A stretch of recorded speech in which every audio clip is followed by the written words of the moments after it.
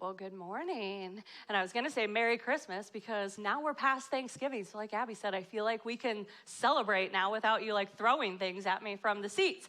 But, so bring on the twinkling lights, the candy canes, the cars dressed up like reindeer, the sweaters that should like never be worn, and of course like Christmas shopping, right? Okay, so we're going to do a little informal poll here this morning. There's no judgments, okay? But how many of you have started Christmas shopping?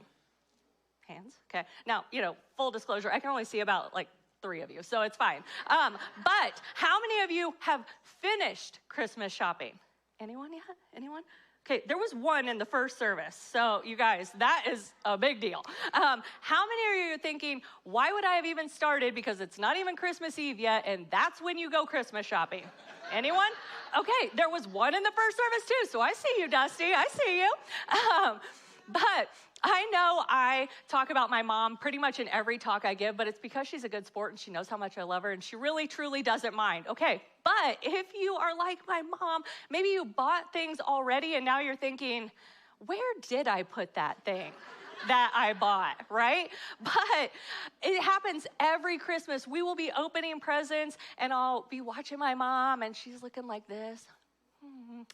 And then we get done at, we've opened up everything. And then she goes, and you're like, what is it? And she's like, well, she didn't see us open something that she knows she bought us. So either she didn't bring it with her to our house or she doesn't remember wrapping it. Like something is always lost, okay? Something is always lost, which is fine because sometimes it ends up being like this Christmas present you get in the middle of January in the dead winter of Indiana, and that's fine too. I'm okay with that. But every year there is something that is lost. She always finds it though. That's the thing. That's the good part. She always finds it. But that is a good setup, and I think you'll agree with me once we kind of get through a couple of big concepts here for where we're going in this Christmas series, The World Turned Upside Down. But first, the Christmas story is all about a theological term that you may or may not have heard about called the incarnation. And you're thinking, ooh, big fancy church word, right? But what it really means is that we have a God who saw us wandering far away from him and took the initiative because he loves us so much to come from heaven to earth to be with us in the flesh. That's what it means, this big fancy church word you might have heard. But the next term, you may have heard God called Emmanuel, right? And I think we even sang about it in the very first song, which translates to God with us. Not just God like aware of us or like God sees us, literally God with us every day in the flesh. But through Jesus' human birth, his incarnation, we can see what his kingdom was really all about. It was about the lost being found. It was about the least being loved. It was about the lonely finding belonging. You guys, people found their purpose when he came from heaven to be with us on earth. The world literally turned upside down. And Christmas is just really a story of God searching for what is lost and finding it, like my mom with her Christmas presents, okay? The whole sum of Jesus' mission could really be summed up into one short verse right here. It says, "For the Son of Man came to seek and save those who are lost." And we find this theme of saving and seeking all throughout the Bible, but especially in Luke. And if you are not familiar with Luke, he was not originally a follower of Jesus. He was a doctor, and he was trying to figure out who this Jesus guy really was. Was he who he says he was, right? Like a lot of us, trying to figure out who Jesus really is. And in Luke's account of Jesus' teaching, he tells us in chapter 15 that Jesus invites a group of people to imagine that they are a shepherd. So, okay, imagine with me here. You are a shepherd, and you have 100 sheep, right? Which, so many, 100 sheep. And one of the sheep goes missing. So what would a shepherd do, he asks, right? Jesus reminds them back then what they already knew, which was that a good shepherd would leave the 99 and go search for the one missing sheep, and then they would celebrate its return. That isn't natural for us now, today. If we had 100 sheep and one went missing, we would probably do the Midwestern, like, oh, guess it's gone. Like, I still have 99 other sheep, and that is still so many. Like, one, that's okay. But in the first century, though, if you were wealthy enough to own 100 sheep, you probably also had people who worked for you, right? So the big deal in this story is that he didn't send a delegate. He didn't volunteer one of his people to go find that lost sheep. The shepherd went himself.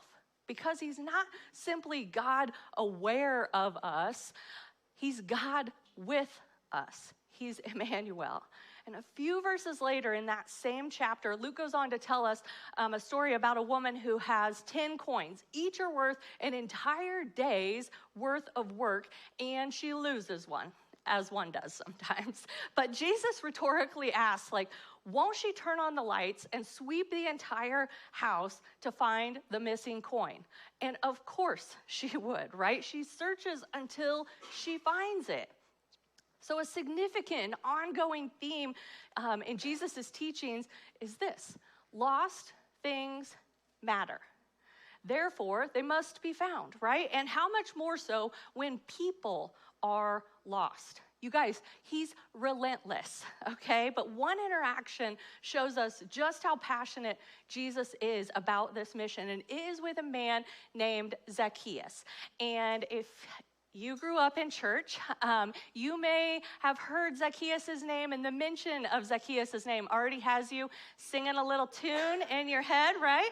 Zacchaeus was a wee little man, and a wee little man was he. Yep, I hear some of you, because he climbed up in a sycamore tree, right? Okay, if that is not familiar to you, count your blessings, right? Or go to YouTube later and Google it for like some sort of extra credit, but then don't blame me when that song is stuck in your head for all of eternity, okay?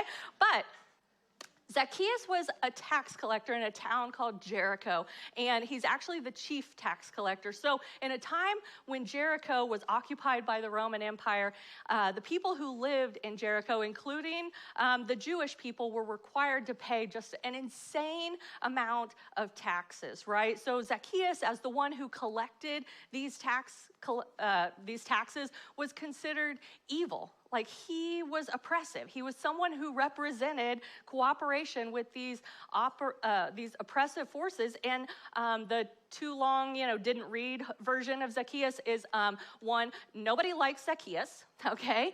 And two, he represents everything that the Jewish people wanted freedom from. But enter Jesus into Zacchaeus' story, because as Jesus was approaching this town where Zacchaeus lives, news of his arrival way preceded him, right? Like, there was buzz about Jesus coming, and Zacchaeus wanted to be able to see him because he was a wee little man, right? He climbed up in this tree so he could see. But Luke tells it this way. He says, when Jesus reached the spot, he looked up and said to him, Zacchaeus, come down immediately. I must stay at your house today. So he came down at once and welcomed him gladly. I love this part of the story, honestly, because Jesus sees Zacchaeus up in the tree, first of all, and he is like, get down. Why are you up there? And then he just invites himself over to Zacchaeus' house. Like, that's the normal thing that people do. Like, so classic, right? But first, like today, you don't invite yourself over to somebody else's house. Zacchaeus should have been inviting Jesus over to his house, but that's not what happened, because hospitality back then was such a huge deal. But second, Jesus was a rabbi, right? He's this holy man, and Zacchaeus is this sinner, this evil man. So Jesus is putting his reputation on the line, because people are now looking at Jesus like, is he really the Messiah? Because he is hanging out and associating with this sinner.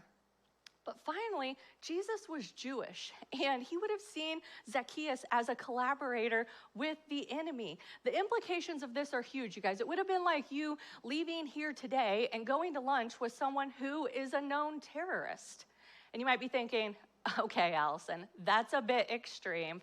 But that's true. Like, that's what we're talking about. This was a big deal, his interaction with Zacchaeus. So all of this is very atypical. But Zacchaeus welcomes Jesus with enthusiasm. He's like, come on over. But what happened is that Jesus found Zacchaeus. But here is the thing. I doubt if Zacchaeus even realized he was lost. So let me repeat that. Jesus found Zacchaeus, but I doubt that Zacchaeus even realized he was lost. There's a story in the news a while back about a woman who was reported missing. She had gone on this bus tour to a volcanic canyon in Iceland, and the bus driver was responsible for making sure that everyone who went to this volcano returned back to the bus, right? So after an hour, when this woman hadn't returned, they called the police. Search party was started to go look for her. Teams of volunteers searched and searched and searched. But after 12 hours, the search party was called off when they realized that the lost woman had actually joined the search party. You guys... In a case of a little miscommunication, as you might say, the woman didn't realize that she was the one that everyone was looking for, right? Which makes me wonder a lot of things, but is it possible that we could be the lost person and not even realize it? Is it possible that we might even be in the search party and still be the lost that God is looking for? So what does it mean to be lost? Like, what kind of person is Jesus looking for when he said he came to seek and save the lost? Because it might not be or look like exactly what you're thinking. So we're going to use a few images here this morning to maybe just talk about what it looks like when we hear Christians talk about being lost. So we think of something that looks like this oftentimes. The Christians are the ones who are found or saved. They're on the inside of this circle, while those who are still lost are on the outside of the circle. And the circle represents this decision, that one-time decision that we make to become a Christian. There's certain ideas that we agree to. And this one-time decision to accept Jesus into your heart is the concept that I believed this image until I was probably in college or even older, honestly, because this is still the concept that comes to mind for a lot of Christians talking about the lost, people who never made that one-time decision to follow Jesus. But what if this next diagram is a little more accurate way of thinking about what Jesus had in mind when he came to seek and save the lost? What if it's the found are those moving closer or towards that cross, towards Jesus, and those who are moving away from Jesus are actually getting lost? What if it's more about the direction your feet are pointed and going instead of that one-time decision? What if it's an everyday decision to move towards Jesus? A journey instead of a destination, if you will. What if lost is actually the description of anyone who's moving away from Jesus? Those who have their feet pointed in a direction leading them down a path that does not lead to Jesus and what he wants for their life. And what if those who are found are people moving toward Jesus, every day waking up and choosing to learn more about him, to love others, to just move towards who he is? This kind of changes the whole idea of Jesus' mission to seek and save the lost, for me anyways, and I hope it does for you as well, because it's more about the direction that your life is going merely than a one-time decision that you've made. And I believe it's truer to what we see in the story of Zacchaeus as well, because Zacchaeus was lost. His life was off track, right? So Jesus sought him out and reoriented his entire life. And as the story progresses, Zacchaeus demonstrates this radical reorientation of his life, so much so that he stands up at the dinner that Jesus invited himself to, and he says this, "Look, Lord, here and now I give half of my possessions to the poor, and if I have cheated anybody out of anything, I will pay back 4 times the amount." This pledge goes way beyond what was actually required repayment of theft back then. It's a repentance. And sometimes if you've been in church or maybe even, outside, you've heard people talk about repent or repentance, and it's always this, like repent, da-da-da-da.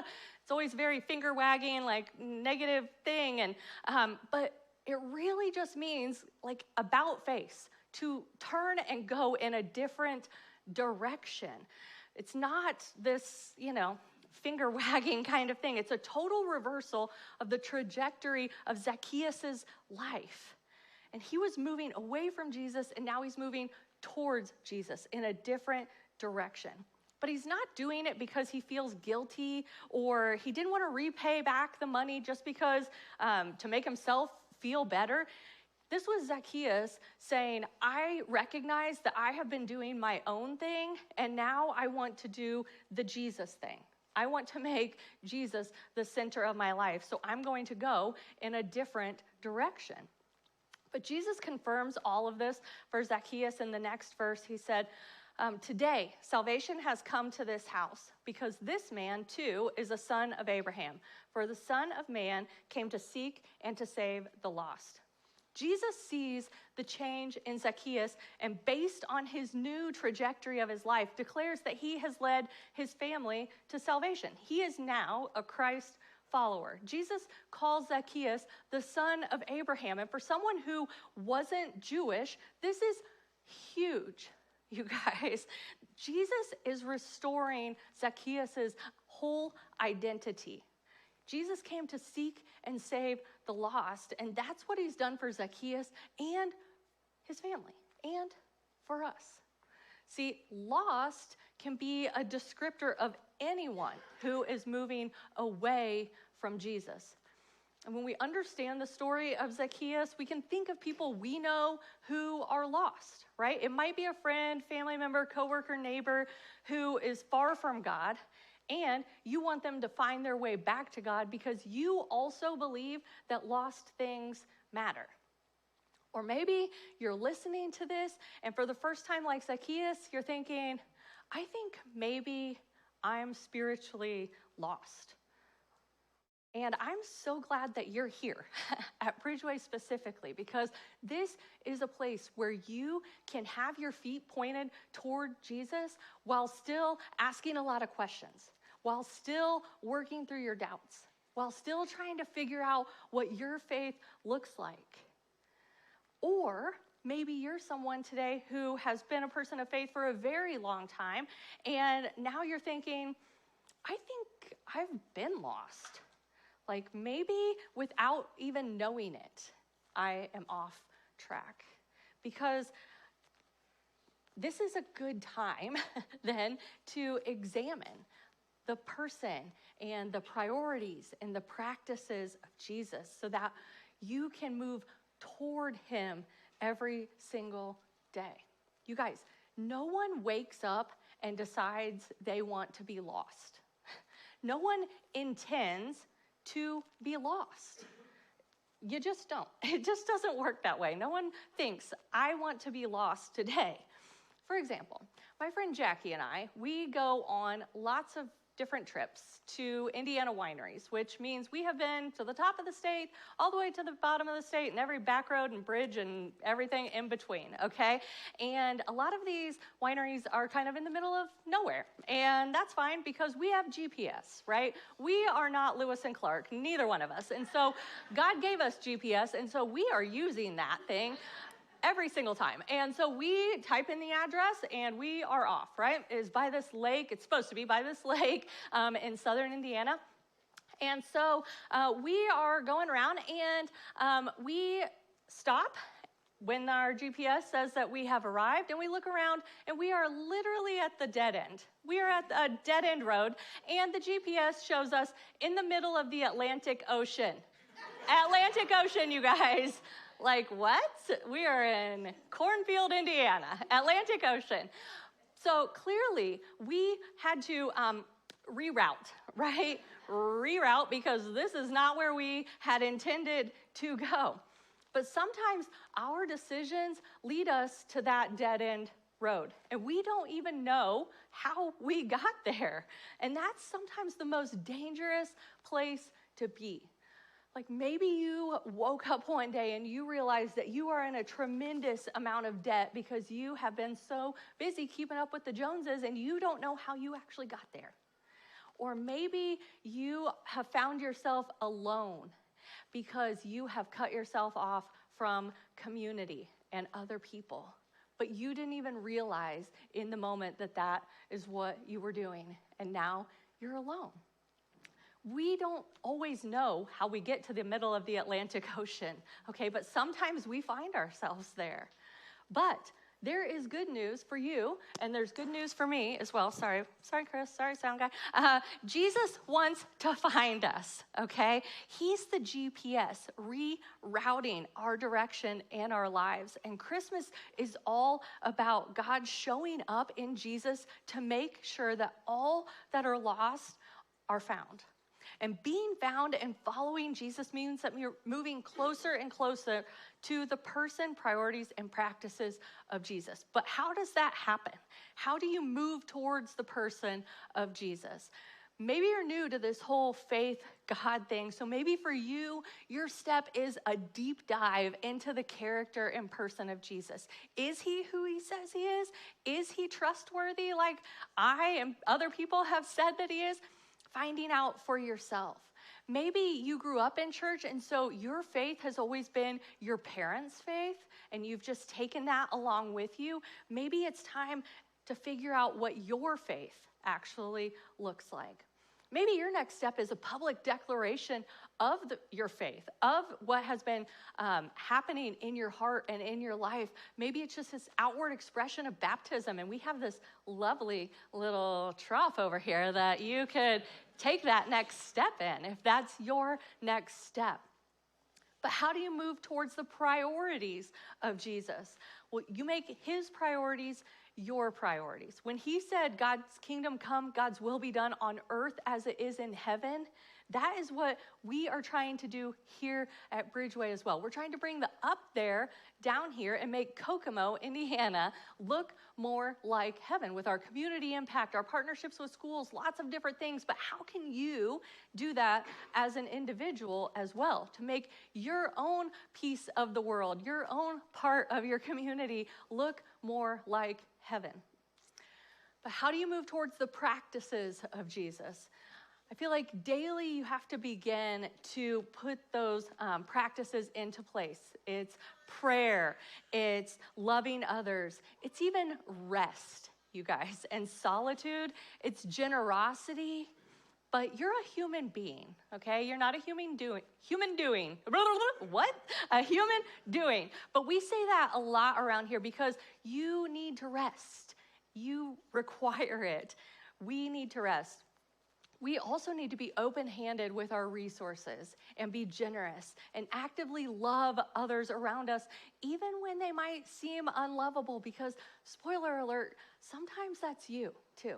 And sometimes I know for sure it's me, okay? We did a series a while back where we talked about getting dusty, about following our rabbi, following Jesus so closely that when he walks and kicks up dust, it gets on us because we are following so closely behind him. What does it look like for you to get dusty and follow these practices of Jesus? Remember the stories I told you earlier about the shepherd and his 100 or 99 sheep, the woman who turned her house upside down to find that lost coin? Well, the third story in that chapter, Jesus tells us that it's often referred to as the greatest short story in all of literature, but it's about a man who had 2 sons, right? And the younger son told his father that he really was ready to leave home and he wanted his portion of the estate, which was weird back then, would be weird now to ask for your inheritance in advance, right? But he got it. And the text says that he went off to a distant country and squandered every single penny of his inheritance on wild living. So I'll let your imagination fill in the blanks and do the rest there. But he ends up broke and alone. And he found a job feeding pigs. And so he started to eat what the pigs were eating. And at his lowest of lows, he remembered that even his father's servants had actual meals to eat. So he decides to go back home so that way, hopefully, he can be a servant of his father's and at least get actual food to eat. So while he is still very far away, long off, the father sees him. And I love this part of the story because it says that the father runs to him. And this may not seem like a big deal, but back then, you guys, men didn't run because they would have had to hitch up his tunic while he's running and expose his bare legs. And back then it was shameful for men to show their bare legs. It was humiliating.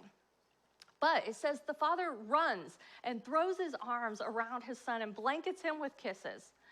The son had prepared this speech and didn't even get halfway through because it says this. The son said to him, "Father, I have sinned against heaven and against you. I am no longer worthy to be called your son." But the father said to his servants, "Quick, bring the best robe and put it on him. Put a ring on his finger and sandals on his feet. Bring the fattened calf and kill it. Let's have a feast and celebrate. For this son of mine was dead and is alive again. He was lost and is found." So they began to celebrate. I don't know your life. I don't know what you've done that may have you feeling like you're lost today. But that's our God, you guys. A God who runs to greet us when we decide to come back home. And it's never too late. You're never too far gone to come back home, to come back to God. He will run to you every single time. I recently heard a podcast on This American Life about a native Colombian marketing executive named Jose Miguel Sokoloff. His native country of Colombia had been embattled and war-torn for more than 50 years, and even more so now.